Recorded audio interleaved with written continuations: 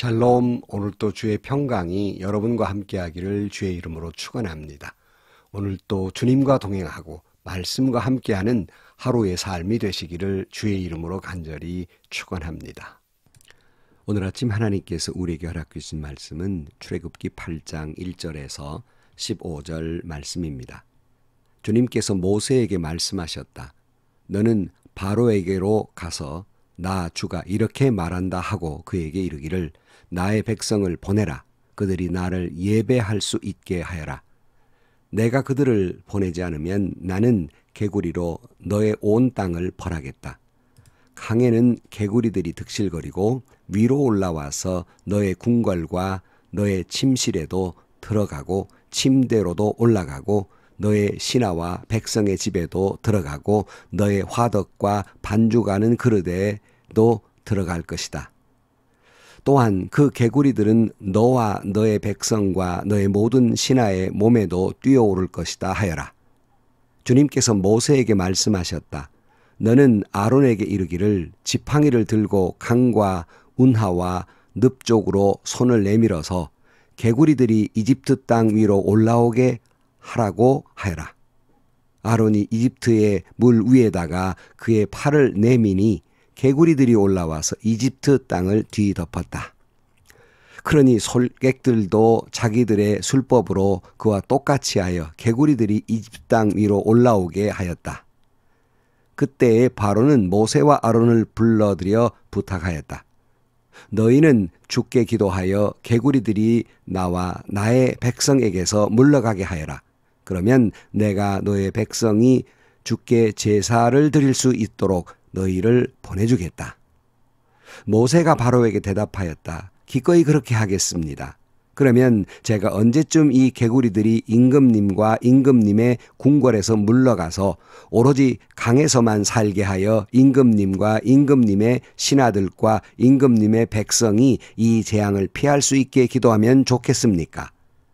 바로가 대답하였다. 내일이다. 모세가 말하였다. 말씀대로 하겠습니다. 그렇게 해서 주 우리의 하나님과 같은 분이 없다는 사실을 알게 하여 드리겠습니다. 이제 개구리들이 임금님과 임금님의 궁궐과 신하들과 백성들에게서 물러가고 오직 강에만 남아있을 것입니다. 모세와 아론은 바로에 가서 물러나왔다. 모세가 주님께서 바로에게 보내신 개구리를 없애달라고 주님께 간구하니 주님께서 모세가 간구한 대로 들어주셔서 집과 뜰과 밭에 있던 개구리들이 다 죽었다. 사람들이 이것을 모아 무더기로 쌓아놓으니 그 악취가 온 땅에 가득하였다. 바로는 한숨을 돌리게 되자 주님께서 말씀하신 대로 또 고집을 부리고 그들의 말을 듣지 않았다. 아멘. 우리는 지금 하나님께서 이집트에 내린 10가지 재앙을 살펴보고 있습니다. 우리는 이 10가지 재앙의 이야기 속에서 이 재앙이라는 사실에 집중하기보다는 이 재앙을 통해서 하나님은 무슨 말씀을 하시고 있는가, 무엇을 우리에게 계시하고 있는가를 살펴보는 것이 훨씬 더 중요합니다.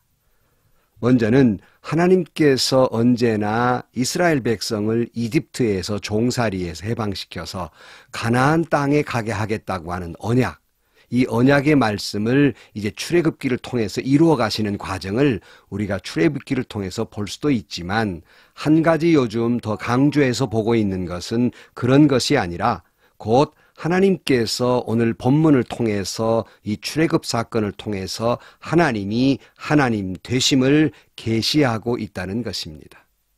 하나님이 하나님 되심을 계시하고 있는 것은 당시에 세계의 지배자라고 말할 수 있는 이집트의 왕 바로에게 계시할 뿐만 아니라 지금 이 과정을 수행해야 할 모세에게도 이 과정을 통해 하나님이 어떤 분인가를 알려주고 계시고 이스라엘 백성들에게도 알려주고 계신 장면이 바로 이 10가지 재앙 속에 있는 것입니다. 하나님만이 진정 하나님이란 사실을 계시하고 있습니다. 그리고 하나님은 언제나 결론적으로는 자기 백성에 관심이 있는 겁니다. 오늘 1절 말씀에 보면 주님께서 모세에게 말씀하셨다. 너는 바로에게 가서 나 주가 이렇게 말한다 하고 그에게 이르기를 나의 백성을 보내라. 그들이 나를 예배할 수 있게 하여라고 말씀하면서 이스라엘을 내 백성이라고 표현하고 있습니다. 하나님은 항상 당신의 백성 이스라엘 하나님의 사람들에게 온통 관심이 있는 겁니다. 이사야 43장 1절 말씀에 그러나 이제 야곱아 너를 창조하신 주님께서 말씀하신다. 이스라엘아 너를 지으신 주님께서 말씀하신다. 내가 너를 속량하였으니 두려워하지 말라. 내가 너를 지명하여 불렀으니 너는 나의 것이다. 얼마나 은혜로운 말씀인지 몰라요. 내가 너를 특별히 지명해서 불러냈다는 말입니다.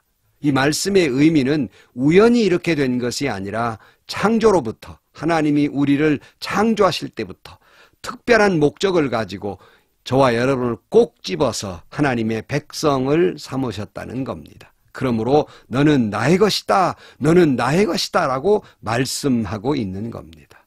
이 말씀을 여러분 조금도 의심 없이 믿으시기를 주의 이름으로 축원합니다. 하나님은 나를 그 많은 사람 가운데 콕 집어서 특별히 우리를 창조하셨고 특별히 우리를 부르셨다는 사실입니다. 그러므로 특별한 관심을 가지고 계시고 저와 여러분을 독특하게 사랑하신다는 말씀입니다. 오늘 본문은 이 개구리 재앙이라고 알려진 재앙입니다. 이집트 사람들이 신처럼 섬겼던 나일강이 핏빛으로 물들게 하신 다음에 그 나일강에 살고 있던 이 개구리를 무수히 많게 했다는 것입니다. 우리나라 성경에는 이것을 개구리라고 번역을 하고 있습니다만은 이때 등장하는 생명체의 이 학명은 라나 모자이카라는 말을 쓰고 있다고 하는데 이 말의 뜻은 개구리란 말보다는 두꺼비에 가깝다는 거예요. 그러니까 개구리는 이렇게 펄짝펄짝 뛰는데 바로 이 생물체는 이 기어다니는 흡사 두꺼비와 같다 이렇게 말할 수 있습니다. 바로 이 두꺼비는 9월이 돼 산란기가 되면 온통 나일강에 많은 알을 생명을 퍼뜨리고 그 우는 소리가 굉장했다고 합니다. 그래서 이집트 사람들은 나일강을 신으로 섬길 뿐만 아니라 거기에 사는 두꺼비를 나일강을 지배하는 그런 존재로서 수호신 크놈이라는 존재가 있는데 이 우상 크놈의 아내가 헤케드 바로 이 두꺼비라는 거예요. 바로 이 두꺼비 신은 다산 또는 풍요 또는 번영의 상징으로 여겨져서 당시 사람들은 이 두꺼비 신에게 빌어서 아들을 낳게 해달라거나 아니면 농사를 지을 때 이 농사가 풍요롭게 해달라거나 이렇게 비는 이러한 대상이었다고 합니다. 사실 이집트에만 있는 것이 아니라 옛날 우리나라에도 보면 집집마다 금두꺼비, 금으로 만들어 놓은 두꺼비 모양의 것들을 장식해 놓은 것을 볼 수 있습니다. 아마 우리나라 사람들도 이 두꺼비 또는 개구리 이런 모양은 다산의 상징, 풍요의 상징으로 보였던 것 같습니다. 물론 요즘 우리나라는 아이를 잘 낳지 않는 시대이고 급기야는 얼마 전에 뉴스를 보니까 세계에서 가장 출산율이 낮은 나라 1위 대한민국이 되고 말았습니다마는 이집트 사람들 옛날에는 다산이 큰 축복이었지 않겠습니까? 그래서 이집트 사람들은 이 두꺼비를 신으로 섬겼습니다. 하나님께서는 이집트 사람이 우상으로 섬겼던 것들을 하나하나 무너뜨려 가면서 하나님이 하나님 됨을 이제 나타나고 계시하고 계시는 겁니다.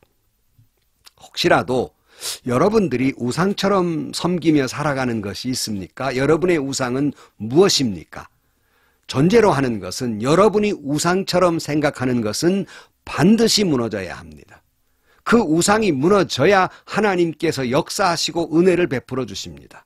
오늘 여러분의 우상은 뭡니까? 돈입니까? 권력입니까? 아니면 지식입니까? 아니면 쾌락입니까? 아니면 어떤 사람입니까? 여러분, 이 우상이 미안하지만 여러분이 그처럼 믿고 의지하는 이 우상이 무너져야 하나님이 역사하게 될 것입니다. 여러분 명심하십시오. 마음은 안타깝고 마음은 정말 우상처럼 사랑했던 사람에게 배신을 당할 때 얼마나 마음이 아프겠습니까? 하지만 이것이 무너져야 하나님은 역사하십니다. 다시 강조합니다. 여러분이 우상처럼 생각하는 것은 반드시 무너져야 하는 것입니다. 특별히 이 풍요의 상징인 두꺼비 재앙 가운데 아이러니한 메시지가 담겨져 있습니다. 여러분, 그 두꺼비가 배로 불어난 것입니다. 이것이 축복일까 아닐까? 언뜻 생각하면 여러분, 풍요의 상징인 두꺼비가 배로 늘어났습니다. 수입도 배로 늘어나고 아파트도 평수가 배로 늘어나고 권력도 내가 가진 권력보다 배로 늘어나고 얼마나 좋은 일입니까? 그러나 여러분, 과연 이것이 축복일까? 두꺼비가 정말 이 부여의 상징이고 풍요의 상징이라면 어느 날 갑자기 하나님의 역사에 의해서 두꺼비가 배로 불어난 것입니다. 2절 말씀에 내가 그들을 보내지 않으면 나는 개구리로 나의 온 땅을 벌하겠다. 강에는 개구리들이 득실거리고 위로 올라와서 너의 궁궐과 너의 침실에도 들어가고 침대로도 올라가고 너의 신하와 백성의 집에도 들어가고 너의 화덕과 반죽하는 그릇에도 들어갈 것이다. 또한 그 개구리들은 너와 너의 백성과 너의 모든 신하의 몸에도 뛰어오를 것이다 하여라. 이렇게 재앙을 말하고 있습니다. 6절 말씀, 아론이 이집트의 물 위에다가 그 팔을 내미니 개구리들이 올라와서 이집트 땅을 뒤덮었다 그랬어요. 여러분, 풍요의 상징인 신이 배로 늘어났습니다. 과연 축복일까요? 아니면 재앙일까요? 땅에는 물론하고 온갖 그릇에도 물론하고 아니 침상에까지 뛰어들어서 얼굴에도 붙고 사방에 붙고 있습니다. 얼마나 끔찍합니까? 그것은 축복이 아니라 재앙이었습니다. 그래서 바로는 모세를 불러다가 이렇게 말합니다. 8절 말씀에 그때 바로는 모세와 아론을 불러들여 부탁하였다. 너희는 주께 기도하여 개구리들이 나와 나의 백성에서 물러가게 하여라. 그러면 내가 너의 백성이 주께 제사를 드릴 수 있도록 너희를 보내어 주겠다. 그렇게 말하지만 바로는 이내 다시 뒤집어 버리죠. 15절 말씀, 바로는 한숨을 돌리게 되자 주님께서 말씀하신 대로 또 고집을 부리고 그들의 말을 듣지 않았다. 이렇게 돼 있어요. 다시 말씀 보면은 우리가 분명히 알 수 있는 것은 두꺼비가 배로 불어났다, 풍요가 배로 불어났다, 그것이 축복일까 아닐까? 오히려 이것은 고통일 수도 있고 저주일 수도 있다는 것이에요.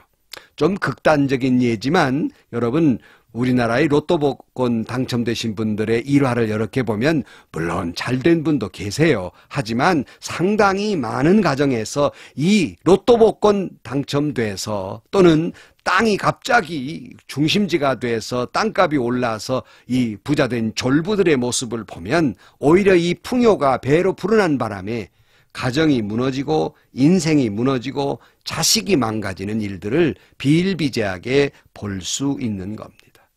오히려 이 우상이 무너져야 합니다. 골로새 3장 5절 말씀에 그러므로 땅에 속한 지체의 일들 곧 음행과 더러움과 정욕과 악한 욕망과 탐욕을 죽이십시오. 탐욕은 우상 숭배입니다. 주님은 또 이렇게 말씀하셨죠. 누가복음 12장 15절 말씀에 그리고 사람들에게 말씀하셨다. 너희는 조심하여 온갖 탐욕을 멀리하여라. 재산이 차고 넘치더라도 사람의 생명은 거기에 달려있지 않다. 주님이 말씀하셨어요. 재산이 넘치게 배로 불어나는 것, 이거 탐욕이고 사람의 생명은 거기에 달린 것이 아니라는 거예요. 그러면 우상이 무너지면 무엇이 등장해요? 바로 하나님의 역사가. 그러므로 하나님을 소망 삼고 오직 하나님만 소망 삼고 살아야 한다는 거예요. 여러분의 그 탐욕을 부렸던 모든 것들 우상이 무너져 버려야 한다는 말씀입니다. 이사야 40장 31절 말씀, 오직 주님을 소망으로 삼는 사람은 새 힘을 얻으리니 독수리가 날개치며 솟아오르듯 올라갈 것이요 뛰어도 지치지 않으며 걸어도 피곤하지 않을 것이다. 오직 우상이 무너지고 주님만 소망으로 삼는 사람은 탐욕이 무너지고 주님만 소망으로 삼는 사람은 그렇게 된다는 거예요. 한나가 사무엘을 하나님께 바치면서 뭐라고 기도합니까? 사무엘상 2장 6절 말씀에 주님은 사람을 죽이기도 하시고 살리기도 하시며 수올로 내려가게도 하시고 거기에서 다시 돌아오게도 하신다. 주님은 사람을 가난하게도 하시고 부유하게도 하시고 낮추기도 하시고 높이기도 하신다. 가난한 사람을 티끌에서 일으키시며 궁핍한 사람을 거름더미에서 들어 올리셔서 귀한 이들과 한자리에 앉게 하시며 영광스러운 자리를 차지하게 하신다. 이 세상을 떠받치고 있는 기초는 모두 주님의 것이다. 그분이 땅덩어리를 기초 위에 올려놓으셨다. 주님께서는 성도들의 발걸음을 지켜주시며 악인들을 어두움 속에서 멸망시키신다. 사람이 힘으로 이길 수가 없다 그랬어요. 오직 주님만이, 오직 하나님만이 우리의 소망 된다는 것입니다. 결론으로 말씀드립니다. 여러분, 하나님이 오늘 본문에도 계시하는 것처럼 하나님만이 하나님이십니다.